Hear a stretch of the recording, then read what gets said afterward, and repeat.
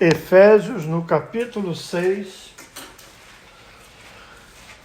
nós vamos ler algumas passagens bíblicas nessa noite, mas é a partir daí que a gente, para ter um entendimento espiritual das coisas que nós lidamos no dia a dia. Efésios, capítulo 6.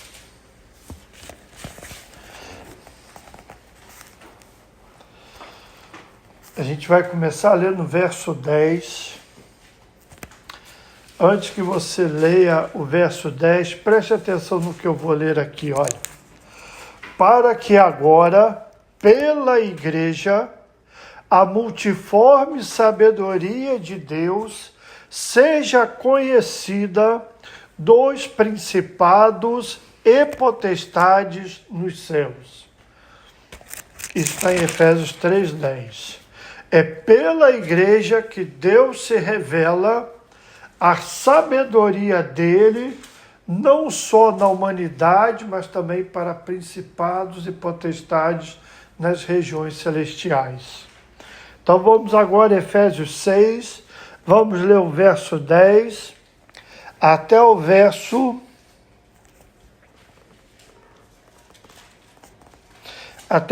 18. Vou começar, pode ir pela Lília aqui e passar adiante. No demais, irmãos meus, fortalecei-vos no Senhor e na força do seu poder. Vistam-se com toda a armadura que Deus dá a vocês, para ficarem firmes contra as armadilhas do diabo. Pois a nossa luta não é contra seres humanos, mas contra os poderes e autoridades, contra os dominadores deste mundo de trevas, contra as forças espirituais do mal nas regiões celestiais. Por isso, vistam toda a armadura de Deus, para que possam resistir no dia mau e permanecer inabalável depois de terem feito tudo. Estai, pois, firmes, tendo cingidos os vossos lombos com a verdade, e vestida a couraça da justiça. E tendo os pés calçados com a prontidão do Evangelho da paz. Sobre todo, tomad el escudo de la fe, con que podáis apagar todos los dardos de fuego del maligno. Tomai também o capacete da salvação, a espada do Espírito, e que é a palavra de Deus. Com toda oração e súplica, orando em todo tempo, no Espírito, para isto, vigiando com toda perseverança e súplica por todos os santos. Até aí. A Bíblia nos fala, a Thaís leu ali no verso 12, a minha é um pouquinho diferente, que a nossa luta ela não é contra seres humanos, ela não é carnal, mas ela é contra os principados, contra as potestades, contra os príncipes das trevas deste século, contra as hostes espirituais da maldade nos lugares celestiais. Eu quero despertar você nessa noite para uma batalha que você não vê com seus olhos normais, a não ser que Deus te permita ver, ou que você não escuta por aí, senão as pessoas diriam que nós estaríamos loucos, mas que ela existe. E ela é feita contra a igreja. Quando Jesus disse, as portas do inferno não prevalecerão contra a igreja, quer dizer que a igreja é vitoriosa, mas quer dizer que existe uma força contrária à igreja. Existe uma força de resistência, existe uma força que vem contra você. E nós poderíamos ver outras passagens bíblicas no momento em que uma pessoa, que ela sinceramente, ela verdadeiramente tomar uma decisão para Cristo, a Bíblia diz que ela está saindo de uma esfera espiritual e entrando em outra. É como dizer, você está trocando de time. Você julgava por uma seleção, agora você vai julgar em outra. Só que elas são rivais, elas lutam contra si. Então a pessoa está no mundo, vive no mundo, está em tudo do mundo, as coisas vão muito bem, até o dia que Jesus entra na sua vida. E há casos que, dependendo do que a pessoa obteve, o meio como ela construiu a sua vida, os bens materiais que ela teve, a conta bancária, dependendo do que aconteceu no passado, se aquilo é de proveniência espiritual do mal, quando ela tomar uma decisão, ela pode perder tudo. Ela tomar uma decisão para Cristo, ela disser, não, eu quero Jesus, eu tive um encontro com Ele, Deus apareceu, eu sei que é real, tudo aquilo que foi construído é perdido, inclusive família. Muitas das vezes as pessoas não sabem o porquê que elas tomaram a decisão para Cristo e elas perdem trabalho, elas perdem automóvel, elas ficam doentes, porque entra numa batalha espiritual. E alguém vai dizer, mas pastor, em Cristo Jesus nós já não somos abençoados, não era suposto então eu ser mais abençoado ainda? É como Jesus falando para o jovem rico aquele dia. Olha, o jovem rico fala, o que eu tenho que fazer para herdar a vida eterna? Ele fala, guarda os mandamentos. E o jovem rico fala, isso aí já está feito. Já cumpro todos os mandamentos, minha religiosidade está em dia com Deus. Jesus fala, falta uma coisa. O que é? Pega tudo que você tem, vende e dá para os pobres. Aí você me segue. Há pessoas que, quando elas tiverem que perder o que é palpável, o que para elas dá segurança, o que para elas é valor nessa vida, elas vão questionar a Deus, elas vão questionar a fé, elas vão ser abaladas. E há pessoas que, diz Mateus capítulo 13, que elas não vão abrir mão, quando se tiverem que abrir mão, elas vão fazer uma escolha e vão dizer, não, ou eu tenho as coisas que eu quero, vivo nesse mundo, ou eu sigo a Jesus? Não vou seguir Jesus não, eu fico com as coisas desse mundo. Todo dia, quando você e eu acordamos, querendo ou não, nós estamos no tempo de decisão. Porém, nessa noite eu quero falar algo com vocês, alertá-los para o problema espiritual que acontece na igreja. Porque é pela igreja que Deus se manifesta ao mundo.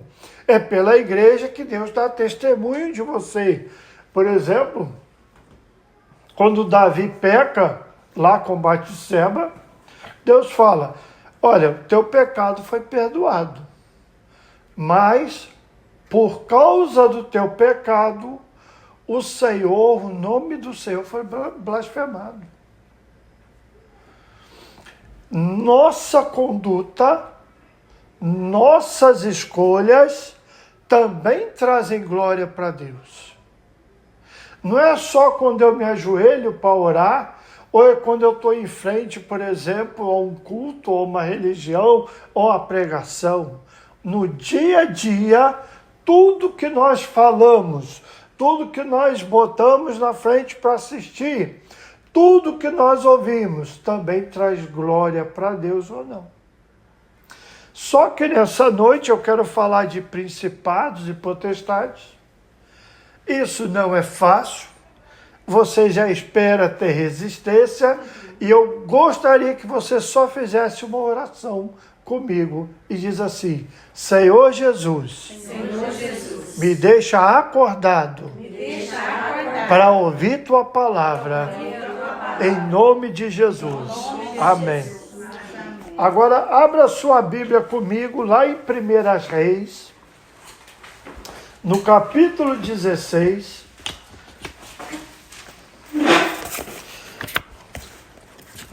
Eu vou separar alguns versos para cada um ler, para a gente poder ganhar tempo. Então eu vou pedir aqui ali. Tudo bem, 1 Reis 16. Vamos ler primeiro esses versos aí, depois a gente. 1 Reis, capítulo 16, nós vamos ler poucos versos.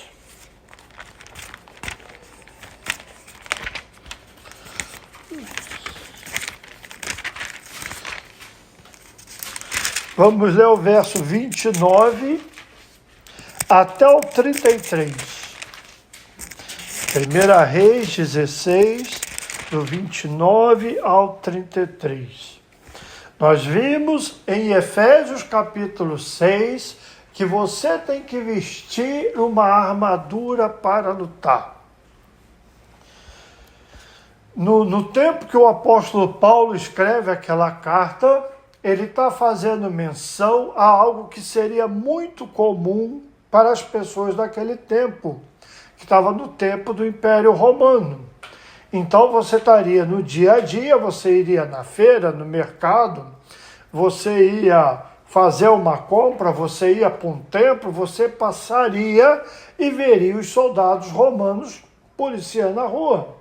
Ou, se era um tempo de guerra, você veria tropas do exército romano passando pelas estradas e, na maioria dos soldados, era a pé.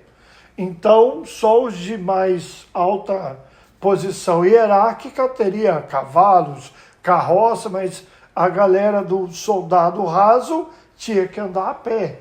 Então, era visível para as pessoas olharem e saber do que Paulo estava falando. Então, por exemplo, digamos que aqui tivesse uma rua aqui atrás, passasse uma rodovia aqui e toda madrugada passasse uma carreta, 2 horas da manhã, e ele buzinasse e ia embora.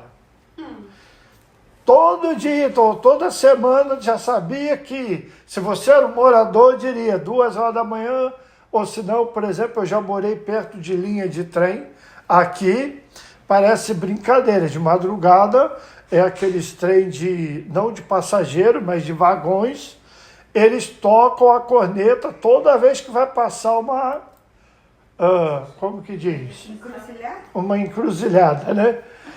Então, 2 horas da manhã, 3 horas da manhã, você escutava o trem. O trem não é só o barulho da buzina. As casas em volta tremem. Então, você pensa assim, será que o cara realmente, 3 horas da manhã, precisa tocar essa buzina? É brincadeira. Mas digamos que seja um caminhão. E aí o camarada morava perto no bairro ali, já cansado daquilo, ele se levanta de madrugada e falou, não, hoje eu vou parar esse caminhão. Hoje ele sai para lá de pijama, mal meio acordado, né, com calção assim, descalço, faz sinal para o caminhão e ele é quase atropelado. Porque qual é o caminhão que vai parar para um sujeito na beira da rua, 3 horas da manhã, descalço, né, sem camisa, fazendo sinal? Só que aí ele pega e fala, ok, eu te pego no outro dia, na semana seguinte. E na semana seguinte vai a mesma coisa. Só que, preste atenção nisso, o mesmo homem que se levantou, o mesmo senhor que foi para a beira da rua, dessa vez ele acorda 1 hora mais cedo. Ele toma um banho, ele toma um café, escova o dente, veste o seu uniforme de policial, pega o seu carro e vai para a rua. E quando chega no horário, ele liga a sirene, para no meio da rua e faz o sinal, o mesmo que o sinal que ele fez no dia anterior. Aconteça o que vai acontecer, aquele caminhão vai parar. Isso se chama autoridade. Efésios 6 está dizendo para você, se vista para você lutar no mundo espiritual. Só que sua arma não é carnal. Não saia do seu banheiro de qualquer maneira. Não saia levantando, tropeçando, como você está dormindo. Já viu, você acorda meio atordoado, você não sabe nem onde é a porta. Não, se revista das armas de Deus para você lutar esse combate. Você tem que ter uma vestimenta. E para a pessoa do tempo do apóstolo Paulo, ele saberia que Paulo está dando uma descrição da vestimenta do soldado romano. E nós, muitas das vezes, nos esquecemos que nós temos que nos calçar com a preparação do evangelho da paz.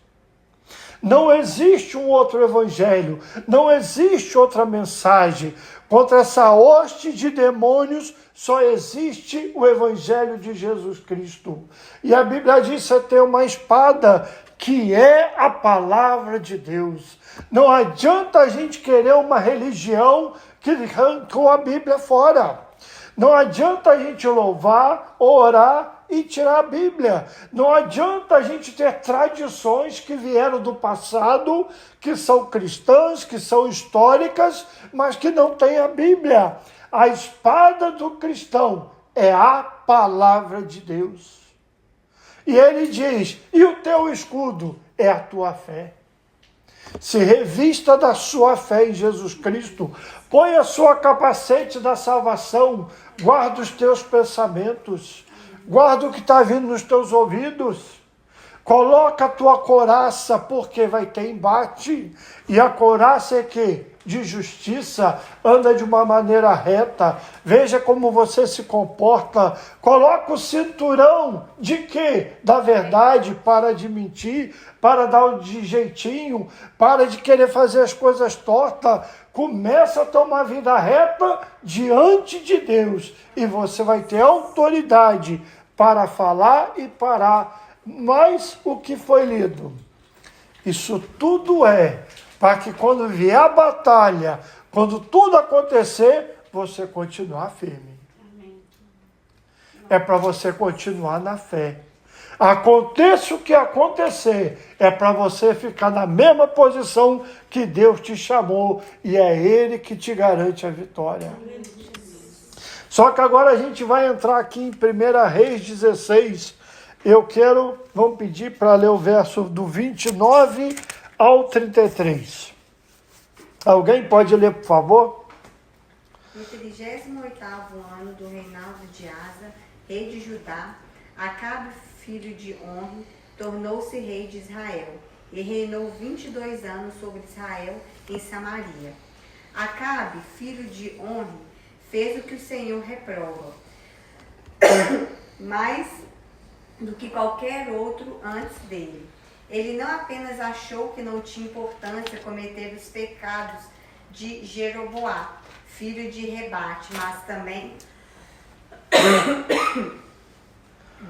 também se casou com Jezabel, filha de Etibal, rei dos Sidônios, e passou a prestar culto a Baal e a adorá-lo. No templo de Baal, que ele mesmo tinha construído em Samaria, Acabe ergueu um altar para Baal. Fez também um poste sagrado. Ele provocou a ira do Senhor, o Deus de Israel, mais do que todos os reis de Israel antes dele. Tá bom até aí. Agora eu quero te chamar a atenção para essa noite, para um detalhe nisso aí. Eu não vou entrar na parte histórica, porque não vai dar tempo hoje. Acabe tomou uma decisão de fazer o que era errado diante de Deus. Ninguém, preste bem atenção nisso, a responsabilidade é sua de andar reto diante de Deus ou não. Você escolhe a quem você vai servir ou não. A sua conduta diária é uma decisão tua e é uma escolha sua. Não posso sair daqui falando assim, não, eu pequei porque a Lília pisou no meu pé.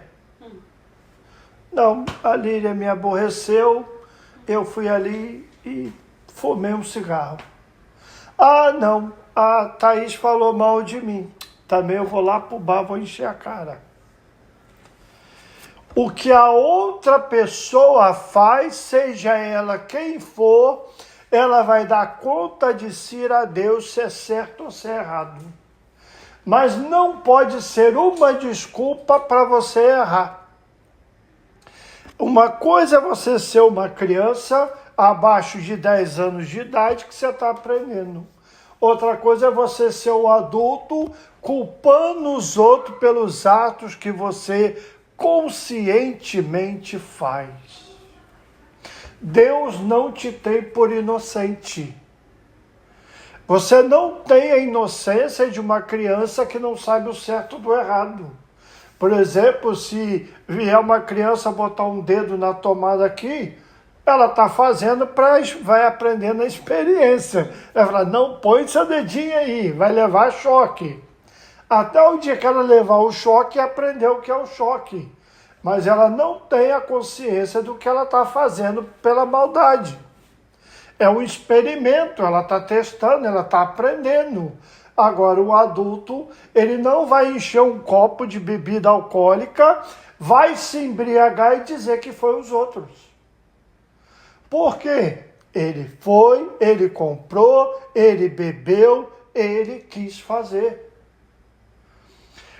Preste atenção nisso. Se eu errar, eu errei. Eu preciso me corrigir. Mas parece que acontece um efeito dominó. Existe uma consequência. Parece que uma pessoa influencia a outra. Uma maldade influencia a outra.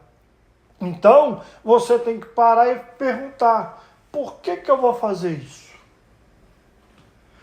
A atitude de uma pessoa pode me causar tristeza, mas ela não pode me levar a pecar.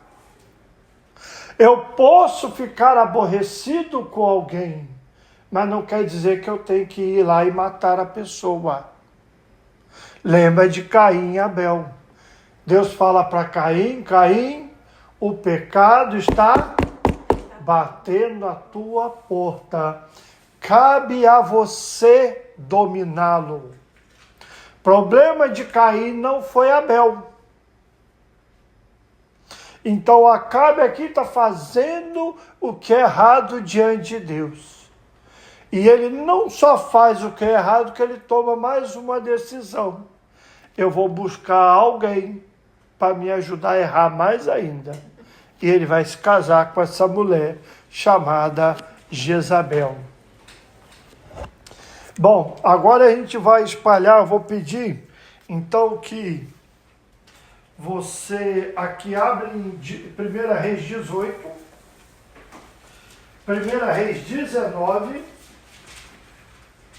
1 Reis 21. Tá com a Bíblia aí, meu Deus?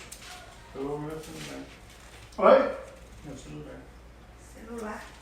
1 Reis 21 também, vai ser vários versos. O 2 Reis 9. Eu vou pedir a vocês para ler, não vou comentar, depois a gente comenta, tá? Capítulo 1 Reis 18. Ela vai ler o verso 13 e 14. Não, perdão. Verso 13 e o verso 19. Por acaso não lhe contaram que quando Jezabel estava matando os profetas de Deus, eu escondi 100 deles em cavernas, em 2 grupos de 50, e providenciei comida e água para eles? Portanto, ordene agora a todo o povo de Israel que vai encontrar-se comigo no Monte Carmelo. Mande também os 450 profetas do Deus Baal e os 400 profetas da deusa Aserá, que são sustentados pela rainha Jezabel. Thaís, capítulo 19, verso 1, 2. 1 e 2? É. Ora, Acabe contou a Jezabel tudo o que Elias tinha feito e como havia matado todos aqueles profetas à espada. Por isso Jezabel mandou um mensageiro a Elias para dizer-lhe: que os deuses me castiguem com todo o rigor, se amanhã nesta hora eu não fizer com a sua vida o que você fez com a deles. Mas presta atenção. Ela mandou uma mensagem para o profeta. Agora lê o verso 3, por favor. Elias teve medo e fugiu para salvar a vida. Em Berseba de Judá, ele deixou seu servo.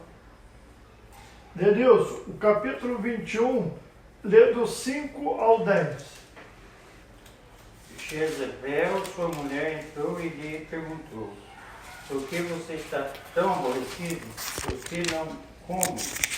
Ele respondeu-lhe: porque eu disse a Nabote Jezreel, acho que é isso mesmo, venda-me a sua vinha, ou se preferir, eu darei a você outra vinha no lugar dessa. Mas ele disse: não te darei minha vinha. Disse-lhe Jezebel, sua mulher: é assim que você age com o rei de Israel? Levanta-te e coma. Anima-se, conseguirei para você a vinha de Nabote e de Zerel. Então ela escreveu cartas em nome de Acabe, pôs nelas o selo do rei e as enviou à autoridade e aos nobres da cidade de Nabote. Naquelas cartas ele escreveu: descreve um dia de jejum e põe um Nabote sentado num lugar de destaque entre o povo. Até que número? Foi até o 10. Ah, tá. E mande 2 homens vadios se sentar em frente dele e façam com que testemunhem que ele amaldiçoou tanto a Deus quanto ao rei. Leve-nos para fora e apedreje-nos até a morte. Aí ela está mandando apedrejar Nabote até a morte. Eles respondem assim, ó, então enviaram a Jezabel dizendo: Nabote foi apedrejado e morreu. E sucedeu que, ouvindo Jezabel que já fora apedrejado Nabote e que morrera, disse Jezabel a Acabe: levanta-te e possui a vinha de Nabote, o jezreelita, a qual ele te recusou dar por dinheiro, porque Nabote não vive, mas é morto. Aí você lê o verso 25, por favor. De qual capítulo? Do 21. 25. Ninguém houve, pois, como Acabe, que se vendeu para fazer o que era mal perante o Senhor, porque Jezebel, sua mulher, o instigava. Até aí. Daqui a pouco a gente lê a outra passagem. Toda essa passagem bíblica que nós lemos, eu só quis deixar vocês ver, dar destaque a essa personagem Jezabel. Ela não só ela vem para a cidade de Israel, ela é de um outro país, de uma outra cultura, de uma outra religião. Ela traz a cultura dela, a religião dela, os deuses dela, mas agora ela se levanta para matar e destruir os profetas do Senhor. Ela quer exterminar com quem está pregando a palavra de Deus. E não teve tanto sucesso porque um daqueles que temia o Senhor pega 100 dos profetas e esconde. Quando você lê na Bíblia que Elias fugiu para a caverna, antes dele já tinha 100 que teve que se esconder na caverna, porque tinha alguém da parte do diabo destruindo o povo de Deus. E conforme vocês foram lendo, por exemplo, ela leu que ela tem um substitui, porque ela tem agora com ela 450 profetas de Baal e mais 400 ou 450 de Azerá. Ou Azera, dependendo de quem fala. O que acontece? Ela está substituindo aquela religião que adora o Deus de Israel e está dizendo, não, eu tenho meus próprios sacerdotes, eu tenho meu próprio culto, eu tenho o meu jeito de adoração e também tenho meus profetas. Ela vem tomando conta, é isso que eu quero que você veja, ela vem avançando, desde o dia que ela chegou naquele lugar, ela começa um processo de substituição. É como uma conquista militar. Ele vem para te subjugar, ele não vem para se aliar, ele não vem para te apoiar, ele vem para fazer você desistir, fazer você fugir e fazer você ser destruído. Quer tomar o seu lugar. O poder das trevas não vem para você. Nós lemos em João capítulo 10 que Jesus disse, o ladrão, ele vem para uma coisa, roubar, Matar e destruir. Roubar, matar e destruir. É o que ela vem fazendo. Então, toda vez que você vê uma mudança cultural no país, numa cidade, numa empresa, alguém está vindo como uma conquista de guerra. Ele vem para te subjugar, te sobrepor, mas te substituir.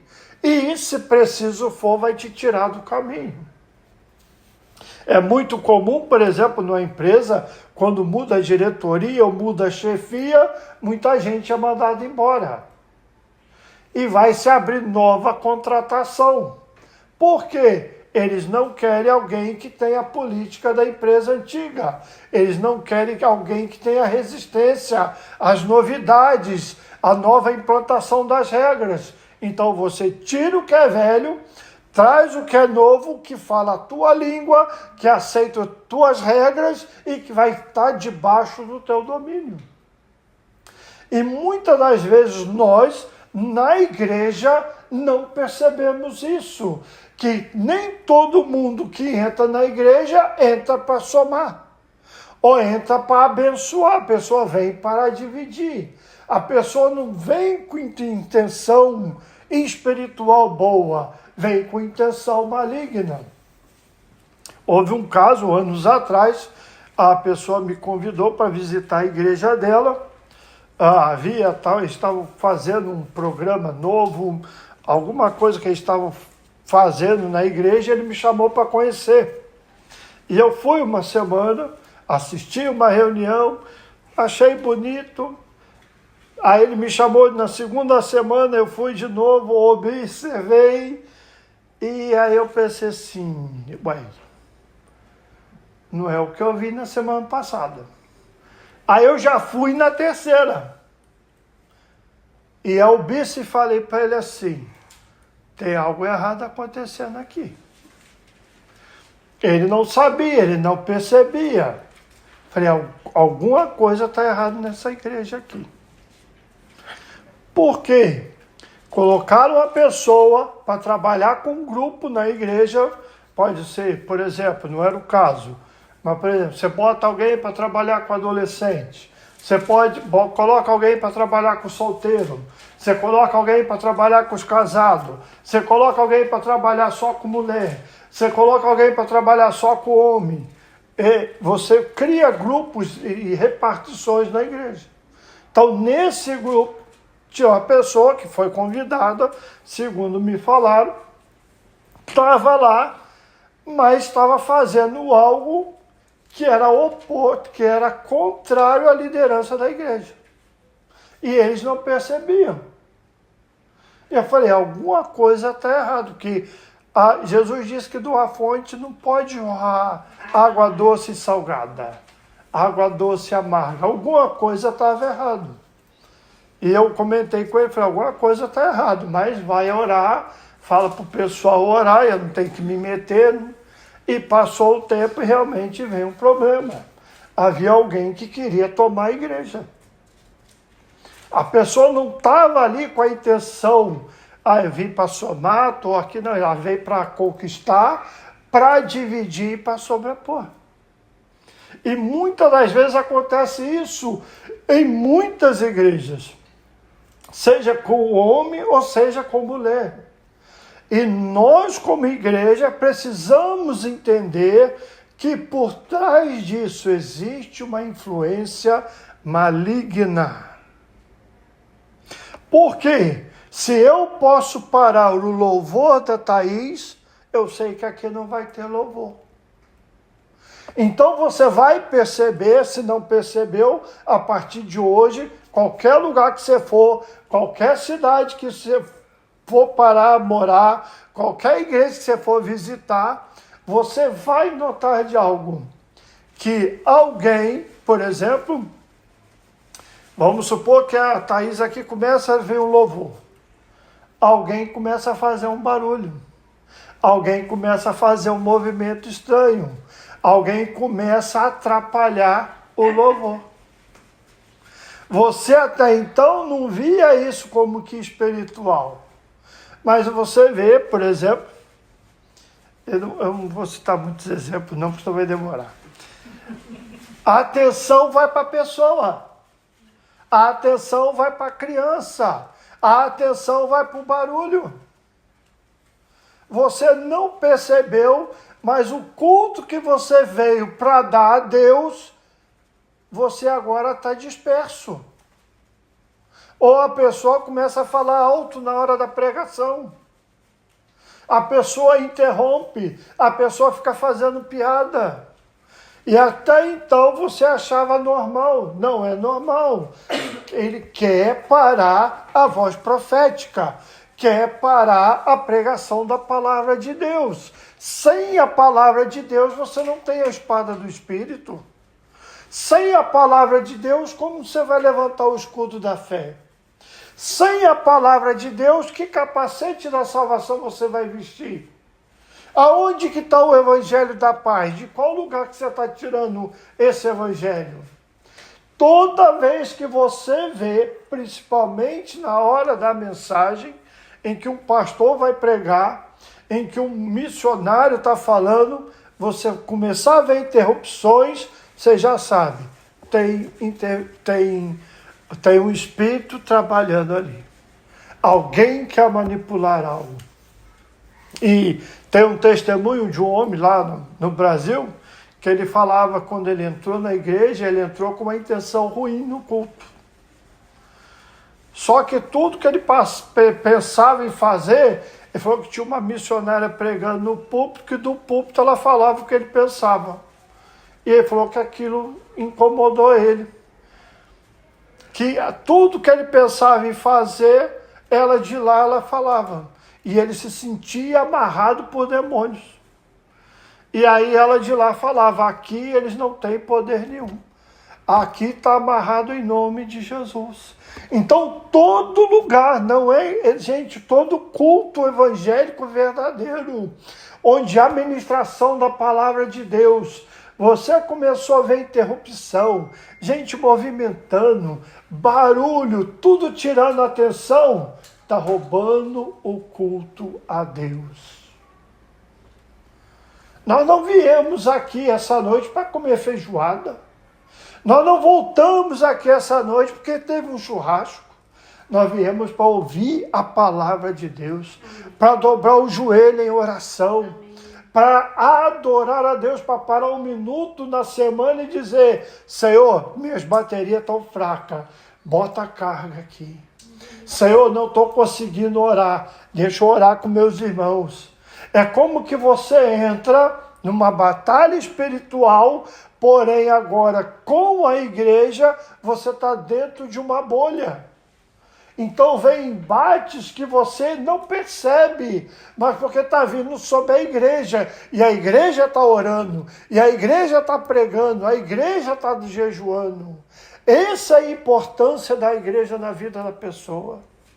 Mas Jezabel está fazendo o quê? Está quebrando, está matando, está destruindo, está matando gente inocente, está induzindo o mal. E leia, por favor, lá em 2 Reis 9. Vou pedir o Ariel para ler o verso 22 Todos vocês abrem Apocalipse, por favor, capítulo 2. 2 Reis 9, lê o verso 22.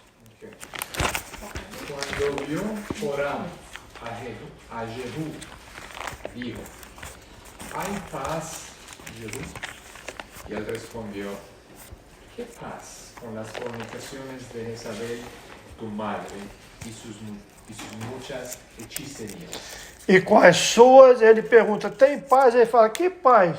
Com essa tua mãe Jezabel aí, com as prostituições e as feitiçarias. Lê o verso 30 também, por favor.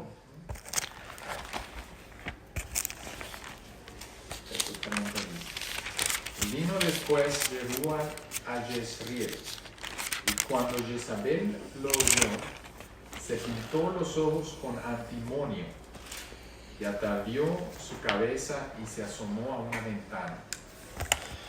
Tá bom, abra sua Bíblia em Apocalipse capítulo 2, você vai saber por que nós estamos falando isso. Quando Jeú, agora o profeta Eliseu, vai lá e fala para Jeú assim, Jeú, Deus está mandando falar para você, você agora é o novo rei de Israel.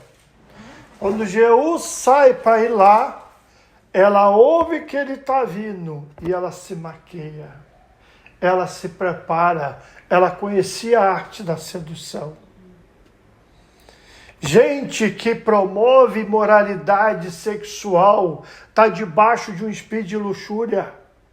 Gente que promove fornicação está debaixo de um espírito de... Na Bíblia se fala porneia, de todo tipo de imoralidade sexual.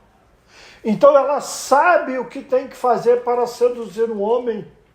Ela sabe a maquiagem que usa, a roupa que veste. Ela sabe o jeito com os olhos. Ela sabe piscar o olho e dizer que ninguém está vendo. Ela sabe a arte da sedução.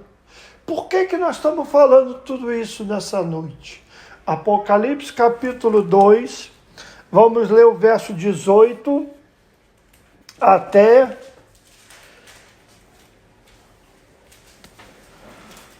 Vamos ler do 18 ao 28, é muito importante. Quem que está falando isso aqui? Jesus está falando a uma igreja. Jesus, o próprio Cristo, está dizendo para João, João, escreve uma carta para essa igreja. Vamos ler aí. E ao anjo da igreja de Tiatira escreve, isso diz o Filho de Deus, que tem os olhos como chama de fogo e os pés semelhante ao latão reluzente. Alguém pode continuar e seguir. Conheço as suas obras, os seus amor, a sua fé, o seu serviço, a sua perseverança.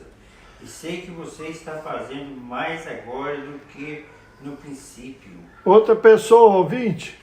Pero tengo unas pocas cosas contra ti, que toleras que esa mujer Jezabel, que se dice profetiza, enseñe y seduzca a mis siervos a fornicar y a comer cosas sacrificadas a los ídolos. Olha aí, como que está na sua Bíblia ali, o verso 20?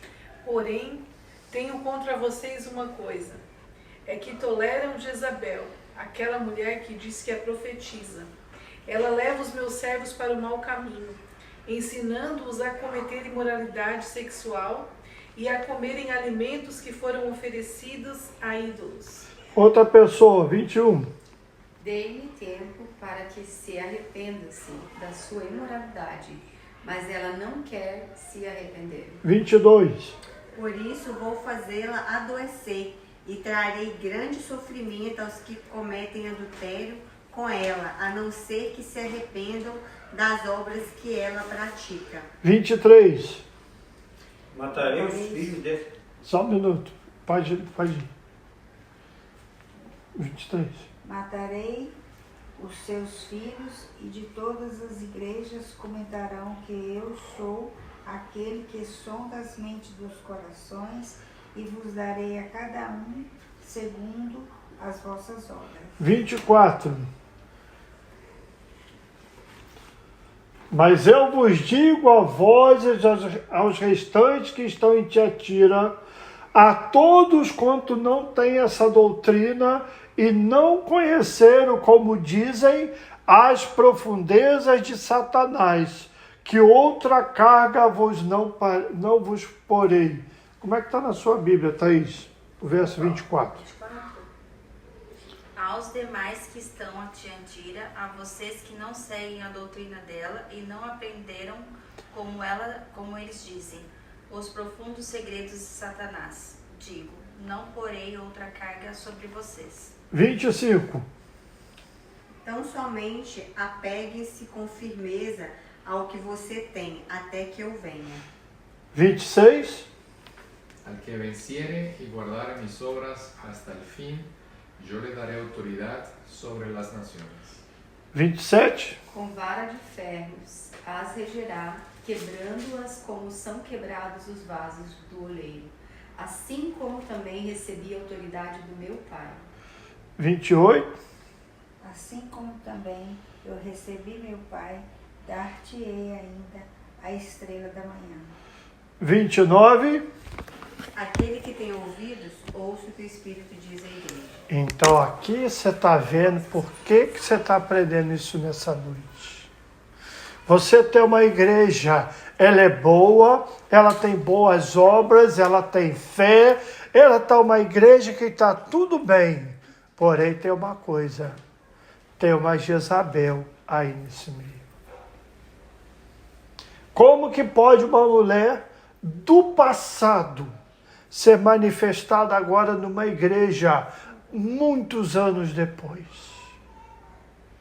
E daí da onde se tira que você vai ouvir falar no espírito chamado Jezabel. Ela induz quem? O mundo? Ela está preocupada com o mundo? Não. Ela seduz os meus servos e ensina eles a imoralidade, a prática da imoralidade sexual e das comidas sacrificadas a ídolos. Ela não está preocupada com o mundo, ela está na igreja. Ela está desviando pessoas do caminho dos céus. Ela está dizendo, você pode comer, você pode experimentar, não tem nada a ver. Quem disse que não? E ela se diz profetiza. Profetiza no Novo Testamento, a palavra profeta, se você ler no livro de Atos, quando a igreja está lá, Paulo vai para onde os cristãos foram chamados, os primeiros cristãos foram chamados cristãos. É Damasco? Não. Lá se reúne, tem doutores, tem mestres e tem profetas. Essas pessoas ocupavam a posição de liderança, mas de pastoreio. Elas tinham a posição de ensinar na igreja. Não é alguém que fica predizendo o futuro. Deixa eu te contar, anos atrás nós tínhamos culto na nossa casa, lá na outra cidade que nós morávamos, e nós tínhamos, naquela época, um negócio de trazer pessoas de fora para pregar. E a gente recebia indicações de outros pastores, missionários que a gente conhecia. Às vezes eles vinham do norte, vinham do Brasil, e aí quando podia, a gente esquematizava, passava lá em casa. Então vinha missionário, pastor, Antioquia, quando eu estava em Antioquia, muito obrigado. E o que acontecia? Vinha profetas. E nós tivemos muita experiência, você não vê isso mais hoje em dia, graças a Deus. Mas houve um caso específico que vinha mais de uma pessoa com esses dons assim, e até meio que o encontro deles lá em casa. E você espera que vem pessoas na sua casa que não quer nada com a palavra de Deus. Elas são um tipo de místicas. Elas são pessoas que é tipo um espiritismo cristão. Elas estão buscando alguém que pode falar do futuro delas, para elas, mas tipo assim, eles não vão na macumba, eles procuram esses cultos que tem essas coisas. Estou falando de adivinhação, viu, gente? Então, tem crente que gosta disso, entendeu? Aí vinha gente que você menos esperava. Chegou uma vez, nós tivemos, assim, era menor que isso aqui, chegou a ter 40 pessoas dentro da sala. Mas uma ocasião, uma vez aconteceu algo que vinha essas pessoas se encontrar lá, ia ter o culto, e nós convidamos um casal que não vivia no nosso meio, não vivia em meio de crente brasileiro, não vivia, estava passando por problemas difíceis e vieram na nossa casa naquela noite. E eles estavam lá, ouviram a pregação, teve a pastora, missionária, profeta que pregou, tal, deu as revelações. Tivemos depois o que a gente faz, tem uma comida, tem o lanche, aconteceu algo, tal, e foram embora, cada um para a sua casa. No outro dia de tarde, o casal nos liga. Eles não moravam perto da gente, eles vieram só para aquele culto, e aí eles nos telefonam. E a mulher estava escandalizada com o que aconteceu. Achou horrível. E ela disse assim para mim, nós conhecemos vocês, a Flor de Mim, da Zezé, sabemos da boa intenção de vocês, conhecemos vocês, vemos a seriedade, mas o que aconteceu ontem na sua casa nos chocou. Por quê? Ela diz, tudo que aquela mulher falou para nós, como que seria no futuro, que iria acontecer, eu e meu marido fomos conversar e é como se ela estivesse falando de trás para frente. O que quer dizer isso? Ela falava coisas como que iria acontecer no futuro, mas que já aconteceram na nossa vida no passado. Então, tudo que ela falou, de uma certa forma, é verdade. Não é que vai acontecer, é que já aconteceu, inclusive a história que ela contou com o filho, tudo, ela disse tudo certo, mas tudo já aconteceu. E ela acrescentou, aconteceu algo depois, no momento lá, a tal senhora fez alguma coisa, ela falou, vocês estão lidando com o espírito de Jezabel. E vocês não sabem. E eu falei para ela, realmente, falei assim, só me desculpa, só está me falando isso, eu te agradeço, só está me informando isso. Vou procurar conhecer, peço desculpa pelo que aconteceu. E ela falou, ela tinha experiência com batalha espiritual, ela falou, isso é o espírito de Jezabel. Ele entra na igreja, vem como profeta, e aqui eu quero, irmão, que você entenda uma coisa. Nada pode substituir a palavra de Deus na sua vida. Nada pode roubar a palavra de Deus da sua vida. Ainda que alguém venha te falar algo como se fosse no futuro, todo o espírito de adivinhação vai te falar algo que já aconteceu na sua vida. Normalmente não é algo do futuro, é algo que você procura e vê que algo já aconteceu no passado. Só está repetindo, mas já aconteceu na sua vida. Você tem que calçar os seus pés com a preparação do Evangelho, tomar a arma da espada da palavra de Deus e disser, aconteça o que acontecer, eu vou ficar firme na fé e é o meu Deus que me garante vitória. Agora você vê aqui, e Jesus está dizendo, dê-lhe tempo para se arrepender, mas ela não quis. Por que nós sabemos que tem feitiçaria nisso? Por exemplo, imagina que eu chegasse aqui hoje, visse a Thaís cantando. Desculpa que você está sentado aí. Então, vamos, ok. Digamos que eu vejo alguém cantando. E aí eu falo, nossa, queria ser eu cantando. Ah, se eu tivesse essa voz. Aí presta atenção, a pessoa ora assim, Tomara que ela fique rouca agora. Misericórdia. Já não canta bem, fica rouca, pessoal. Tomara que dá uma tosse nela, uma alergia.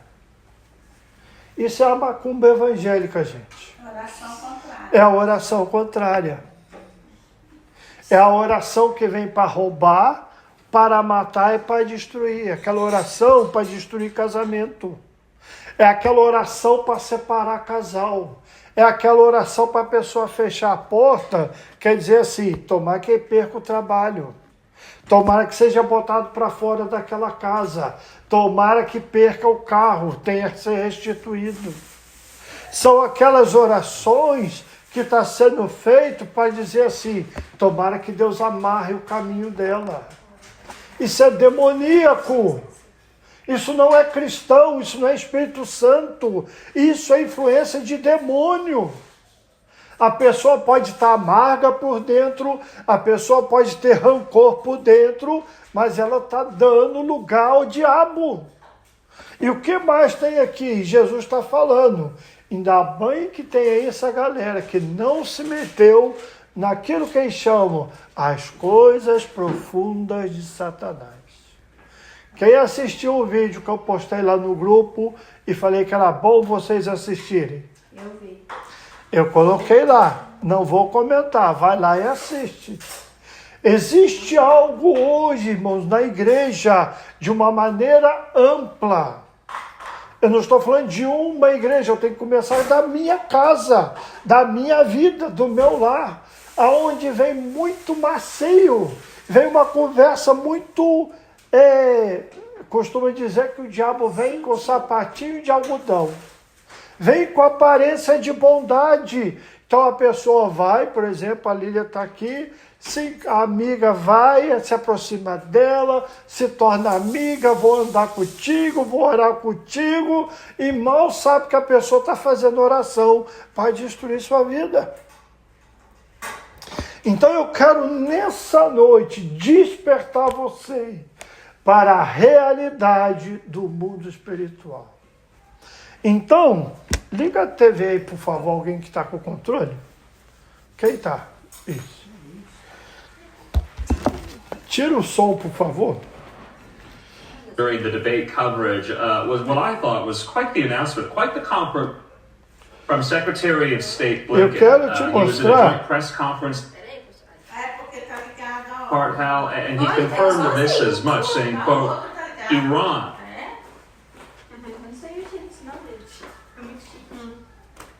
Não, tudo bem, eu vou colocar. Deixa eu ver. Extensively about these Shahed drones made and supplied. Bom, coloquei agora. Então eu quero que você veja o seguinte. Eu fiz aqui uma lista. Não sei se vai dar para você ver.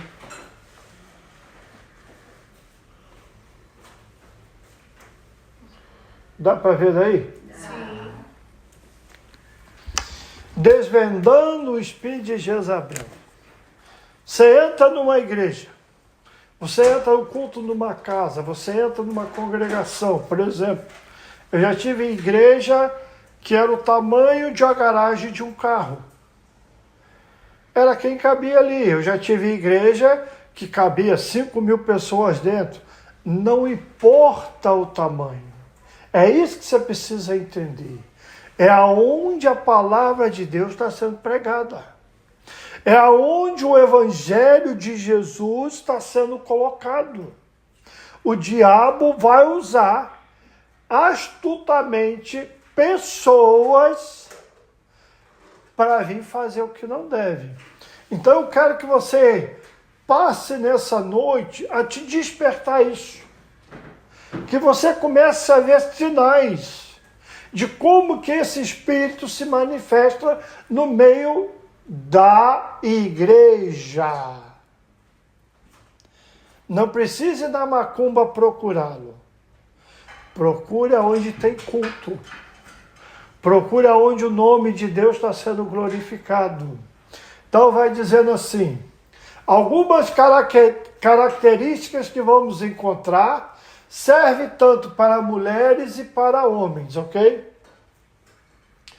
gosta da posição de principado, reino, governo, gosta da posição de autoridade ou liderança, gosta da posição social elevada ou de destaque, gosta de ser notada ou de querer aparecer, gosta de posição de liderança religiosa, quer ser aceita e reconhecida.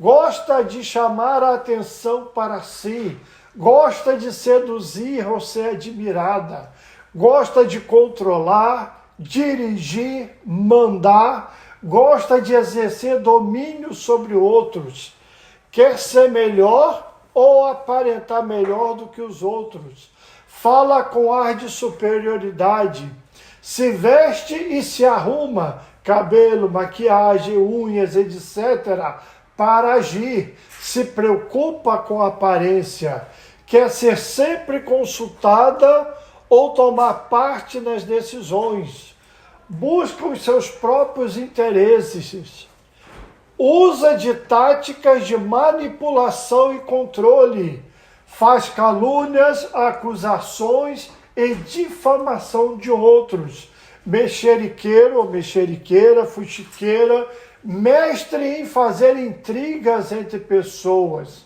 procura conhecer a vida dos outros, inclusive os pecados, para falar depois, influencia e induz os outros a pecarem, age com intenção e com propósito próprio, tem sua própria agenda, mente ou age intencionalmente com falsidade, inveja, não só deseja, mas tenta ser igual. Zombaria é no sentido de humilhar, insultar ou desprezar alguém. Tipo um comentário que a pessoa faz, desdenhando do outro. Tem manifestação de ira, ódio, rancor. A princípio está escondidos dentro de si. Tem manifestação de tristeza, falsa humilhação, autocomiseração e de vitimização. Faz ameaças se preciso for. Tenta com isso infligir medo, desencorajamento e desistência. Na sua ira, não tem medo de destruir pessoas, casamentos, igrejas, projetos, deseja o mal e faz orações contrárias aos outros. Costuma pensar ou dizer: ai de quem atravessar o meu caminho.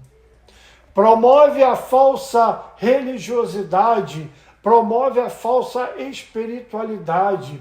Desvia a atenção do culto, desvia a atenção da pregação, atrai a atenção dos outros para si mesmo. Promove o culto, uma espécie de veneração a falsos deuses e até a si mesmo, se preciso for. Promove feitiçaria, misticismo, coisas de espiritualidade, parecendo espirituais, e diferentes formas de ocultismo, do leve ao mais pesado, se opõe às verdades bíblicas. Promove a imoralidade sexual, tais como pornografia, vício da masturbação, fornicação, prostituição, adultério, homossexualismo, concubinato ou a união estável, que foi iniciado a partir da fornicação.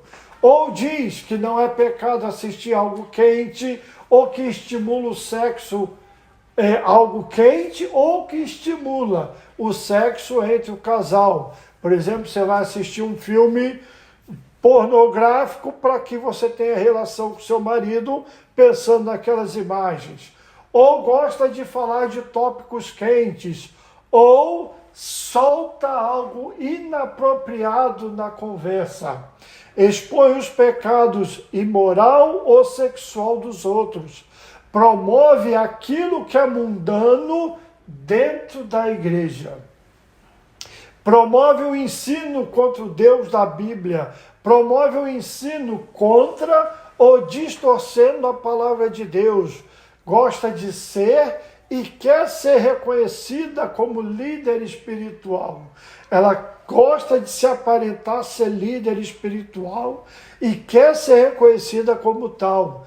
Quer ter seus próprios discípulos, gosta de falar e quer falar, ensinar, pregar, profetizar. Pela frente é a ovelha, mas por detrás é um Judas Iscariotes. Promove ataque contra pastores ou contra os verdadeiros líderes do grupo. Promove divisão ou rebelião ou até a destruição da igreja. Isso é como se fosse gradativo. Se a divisão não acontece, se ela não consegue fazer com coisas mais leves, a pessoa vai aumentando até chegar à destruição da igreja. Opera debaixo de influência de espíritos malignos. Tem muita dificuldade em ou recusa-se a arrepender-se e a mudar.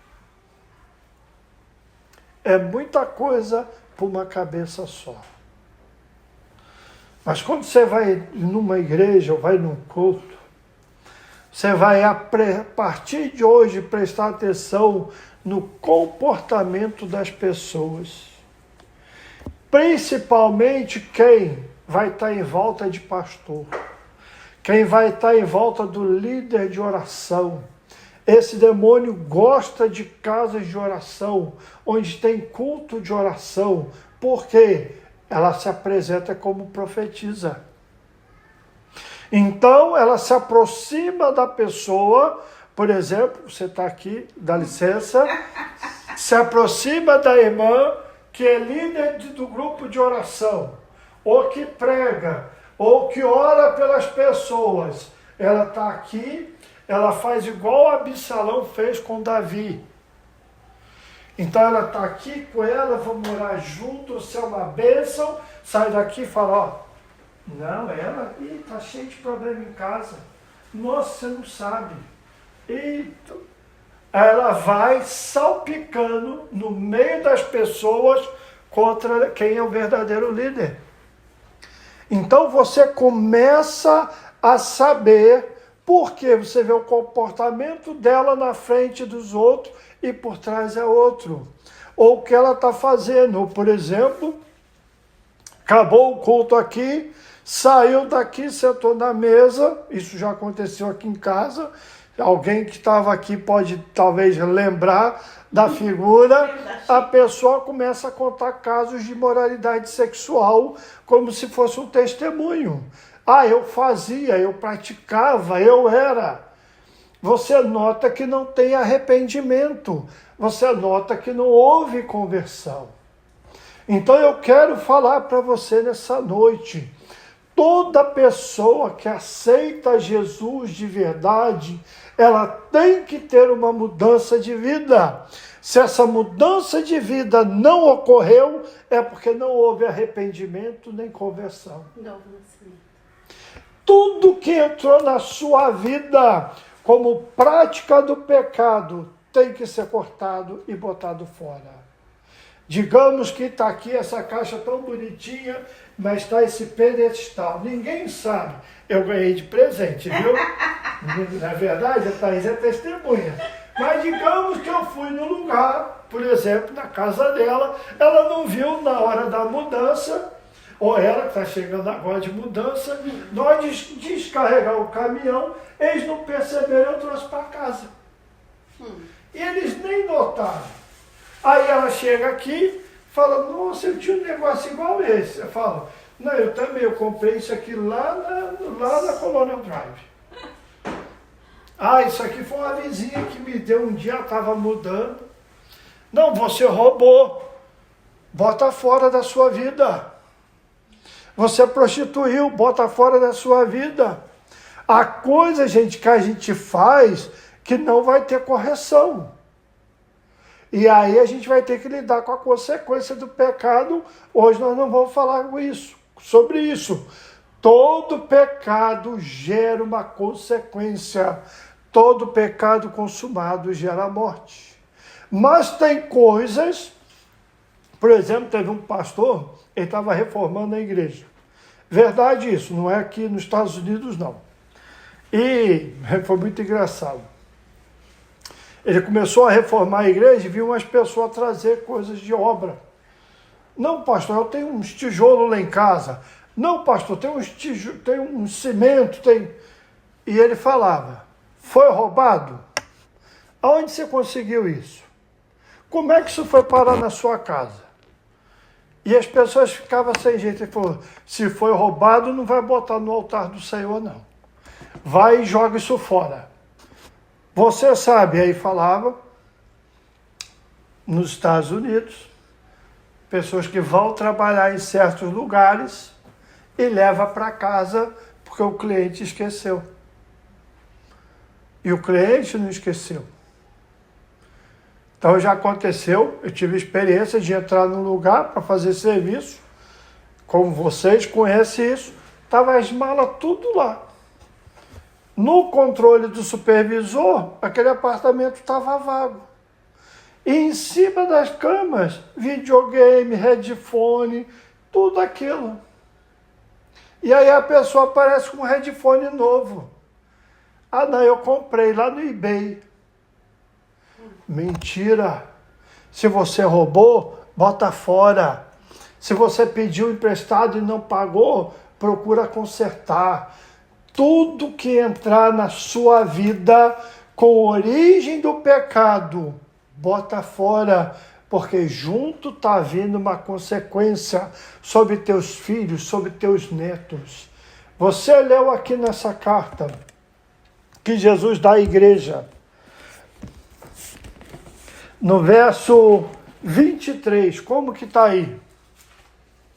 Apocalipse 2. 2:23, o que está escrito no verso 23? Matarei os seguidores dela, e então todas as igrejas saberão que eu sou aquele que conhece os pensamentos e os desejos de todos. Outra pessoa, qual é a versão que a outra pessoa tem? Matarei os filhos dessa mulher. Aí, só nem precisa mais. Matarei o quê? Seus filhos. Então, seguidores é no sentido de aquele que se fala filhos espirituais. Mas veio o mal sobre a descendência. Se você ler lá em Reis, morreu os filhos espirituais, mas ela também foi morta. Ó, a minha tá assim, ó. Ferirei de morte os seus filhos, então todas as igrejas saberão que eu sou aquele Aí que tá bom, só ferirei de morte os seus filhos, os seus seguidores. Tem consequência, gente. E no final, pastor, ó, a cada um de vós segundo as vossas obras. Darei segundo as vossas obras. Vai dar cada um segundo a sua obra. Então, tem consequência. Eu vou parar por aqui. Deus permitiu falar isso.